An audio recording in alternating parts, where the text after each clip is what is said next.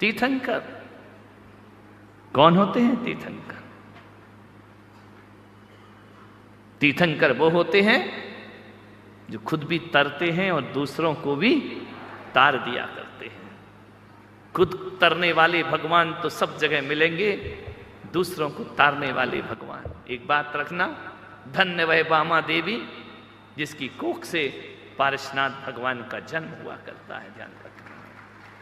मान्यवर, तीतर जैसी औलाद को तो सब जन्म देते हैं, लेकिन तीर्थंकर जैसे बच्चों को जन्म देना किसी बामा देवी और त्रिशला देवी के बस की बात हुआ करती है, ध्यान रखना। ऐसे पुत्र को जन्म दिया, 3 लोक का नाथ जो बन गया, ऐसे पुत्र को जन्म दिया, सारे जगत का आराध्य जो बन गया, ऐसे पुत्र को जन्म दिया, 3 लोक का तारणहार बन करके खड़ा हो गया, ऐसे पुत्र को जन्म दिया जी और जीने दोस्त का शंखनाद जिसने सारे जगत में कर दिया। ऐसे भगवान हमारे तीर्थंकर। मानव को रोशनी चाहिए, मानव अंधकार में जीता है, मानव भटका हुआ है, और ऐसी भटकी हुई मानवता को यदि कोई रोशनी देता है तो वो तीर्थंकर बन करके धरती पर जन्म लिया करता है, ध्यान रखना। 24 तीर्थंकर हैं जैनों के, ध्यान रखना। वैदिक परंपरा अवतार को मानती है और श्रमण परंपरा, जैन परंपरा तीर्थंकर को पूजने की परंपरा होती है। एक व्यक्ति ने मुझसे पूछा कि अवतार की परंपरा और तीर्थंकर की परंपरा में अंतर क्या है? वैदिक परंपरा में अवतार होते हैं नारायण के 24 अवतार, लेकिन जैन परंपरा अवतार को नहीं 24 तीर्थंकरों को माना करती है। बोले दोनों में अंतर क्या है? मैंने कहा कोई अंतर नहीं है। जैन और सनातनों में, वैदिक और श्रमण परंपरा में यूं देखो तो जमीन आसमान का अंतर है, और अंतर ना देखो तो दोनों एक ही सिक्के के 2 पहलू दिखाई दिया करते हैं, ध्यान रखना। कोई अंतर नहीं है, ध्यान रखना। बस इतना सा है कि वैदिक परंपरा कहती है कि भगवान जब ऊपर से नीचे आता है तो वह अवतार परंपरा होती है, और जब भगवान नीचे से ऊपर जाता है वह तीर्थंकर परंपरा हुआ करती है। हमारी परंपरा में भगवान ऊपर से नीचे नहीं, वह मनुष्य को रोशनी देकर वह तीर्थंकर भगवान है। एक में भगवान ऊपर से जगत कल्याण के लिए नीचे आता है, और दूसरे में आत्म कल्याण करके वह निर्वाण को प्राप्त कर भेद नहीं हुआ करता है। तीर्थंकर परंपरा। नेमिनाथ भगवान और नारायण श्री कृष्ण एक ही वंश में पैदा हुए, यदुकुल वंशी नारायण श्री कृष्ण और भगवान नेमिनाथ, ध्यान रखना। कृष्ण और नेमिनाथ चचेरे भाई थे, ध्यान रखना। मान्य, इस देश में तुम्हारा क्या है? इनका मतलब, बोले सिख नाराज होते हैं तो कहते हमारा पंजाब दे दो, मराठा नाराज होते हैं हमारा महाराष्ट्र अलग कर दो, ध्यान रखना। मुसलमान नाराज होते हैं पाकिस्तान दे दो। जैन तुम क्या मांगोगे? तुम्हारा कौन सा राज्य है? तुम्हारा कौन सा गांव है? मैंने कहा हम कुछ नहीं मांगेंगे, हम भारत के प्राण हैं, और प्राणों को कभी भारत से अलग नहीं किया जा सकता है, ध्यान रखना। हम भारत के प्राण हैं। इस देश को भारत नाम यदि कहीं से मिला है तो ऋषभ पुत्र भरत से इस देश को भारत नाम मिला है, ध्यान रखना। ये मैं नहीं कह रहा हूं, भागवत पुराण में लिखा हुआ है, वैदिक ग्रंथों में लिखा है, एक नहीं कई ग्रंथों में लिखा है कि इस देश। मैंने तो भागवत का 5वां सर्ग पढ़ा, श्रीमद् भागवत का, बड़ा अच्छा उसमें वर्णन है।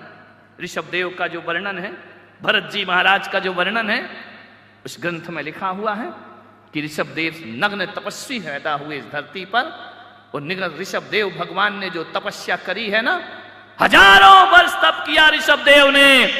उन्होंने वस्त्र छोड़ दिए, आभूषण छोड़ दिए, नग्न तपस्वी, दिगंबर तपस्वी कोई है ऋषभ देव भगवान हुआ करते हैं। ऐसा तुम्हारे वेद पुराण कहते हैं, ध्यान रखना।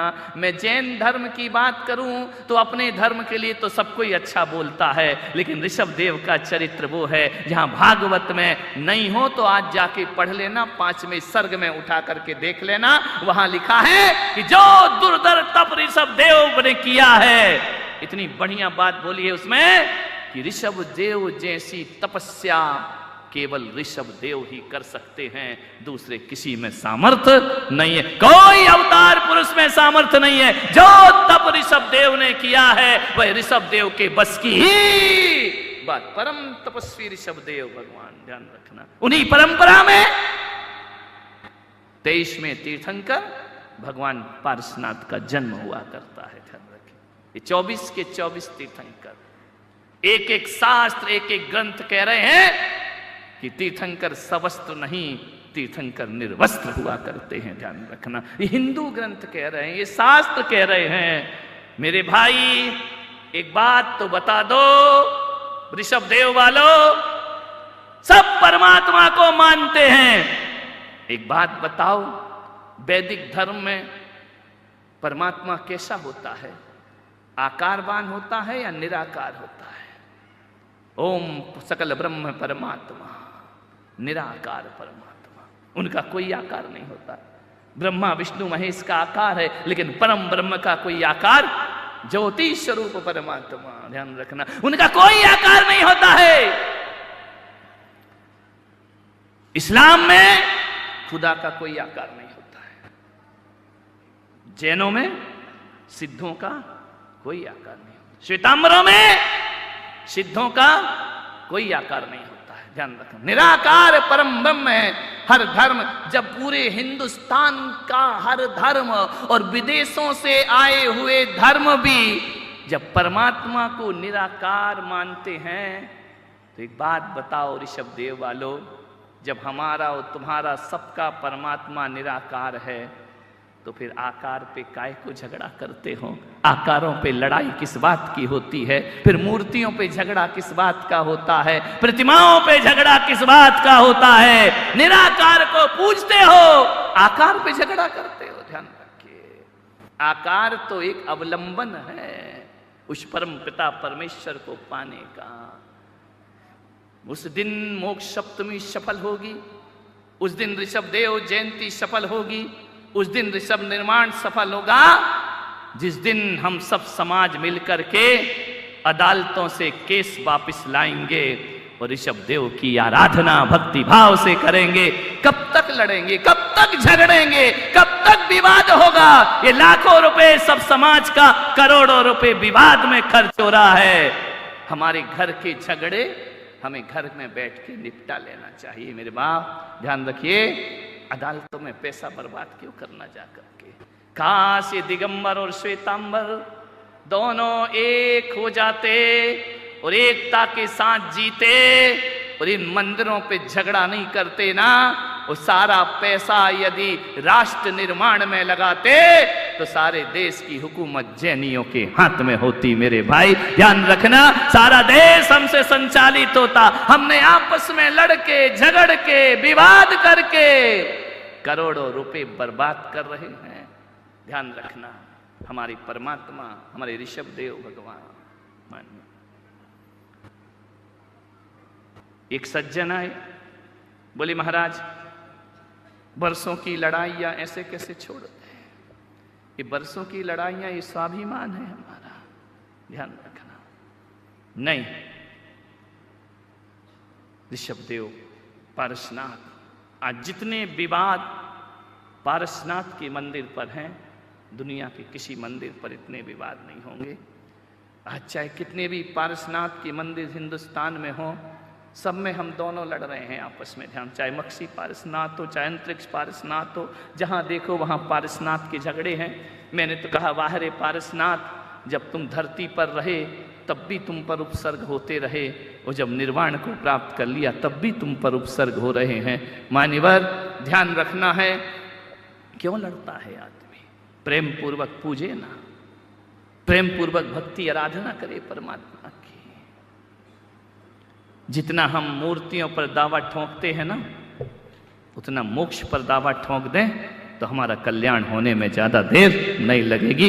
निर्वाण पर दावा ठोक दें, मोक्ष मार्ग पर दावा ठोक दें, कि आत्म कल्याण की ओर बढ़ जाएं, तो भारत को स्वर्ग बनने में ज्यादा देर नहीं। मैं कोई आज ऋषभदेव की अदालत लेके नहीं बैठा हूं, मेरी जो भावना है वो मैं व्यक्त कर रहा हूं।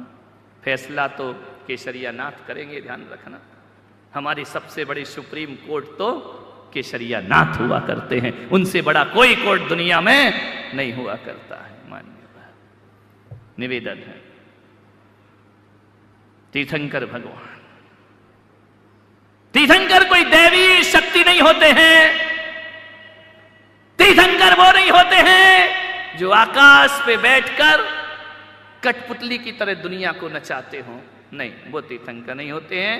तीर्थंकर एक साधना है, तीर्थंकर एक तपश्चरण है, तीर्थंकर एक परिश्रम है, तीर्थंकर एक तपश्चर्या है, तीर्थंकर एक त्याग की चरम सीमा है। ध्यान रखना, तीर्थंकर पद प्रसाद में नहीं मिलते, पुरुषार्थ में मिला करते हैं। ध्यान रखना, तीर्थंकर पद भीख में नहीं मिला करता है, तीर्थंकर पद कठोर तपस्या और रत्नत्रय की साधना से प्राप्त हुआ करता है। ऐसे तीर्थंकर भगवान के वंश में हमारा जन्म हुआ है। बहुत करुणाशील होते हैं।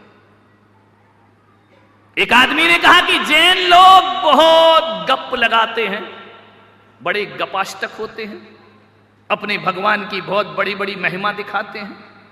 ऐसा कभी होता है? जैन कहते हैं कि उनके भगवान के वस्त्र स्वर्ग से आते हैं। जब तक तीर्थंकर घर में रहते हैं उनका भोजन स्वर्ग से आता है। वो अपने माता पिता के घर का भोजन नहीं, वो संसार में किसी का भोजन नहीं करते जब तक दीक्षा नहीं लेते हैं। गृहस्थ अवस्था में उनके भोजन की व्यवस्था सौधर्म इंद्र करता है, उनके वस्त्रों की व्यवस्था सौधर्म इंद्र करता है। उनके साथ जो बालक बाल क्रीड़ा करते हैं वो देवता रूप बनाते हैं मनुष्य का। मनुष्य के साथ ना वो खेलते हैं ना मनुष्य के साथ बड़े होते हैं। बोली ऐसा कैसे हो सकता है? इस स्वर्गों से भोजन आए।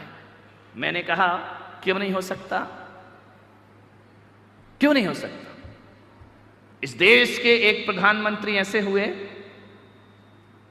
जिनका कोट धुलने के लिए पेरिस जाता था, लंदन से धुल के आता था। क्या कोट जो पहनते थे कहां से धुल के आता था? किसका किसका? जवाहरलाल। इंडिया का धुला नहीं होता था, कोट लंदन से धुल के आता था। जब इस देश के साधारण से प्रधानमंत्री का कोट लंदन से धुल के आ सकता है तो मेरे तीर्थंकर के वस्त्र स्वर्ग से आ जाएं तो इसमें कोई आश्चर्य नहीं होना चाहिए, इसमें अतिशयोक्ति की कोई बात नहीं होती है। बोले रत्नों की वर्षा नगरी की रचना। तुम्हारे यहां यदि मोदी जी आ जाएं, वैसे तो मुश्किल लग रहा है, आ भी गए होंगे पता नहीं है, आ जाएं तो गलियां सुधरती हैं या नहीं? बोलो पार्षद हो, चेयरमैन हो, ग्राम पंचायत, गलियां सुधर जाएंगी, साफ सुथरी हो जाएंगी, एक भी कचरा नहीं रहेगा, एक भीड़ नहीं रहेगी, सारा ट्रैफिक एक तरफ कर दिया जाएगा। जब एक साधारण सा प्रधानमंत्री आता है तो देश, हमारे गांव की दशा सुधर जाती है। 3 लोग का नाथ आ रहा है, रत्नों की वर्षा हो जाए तो इसमें किस बात का आश्चर्य हुआ करता है।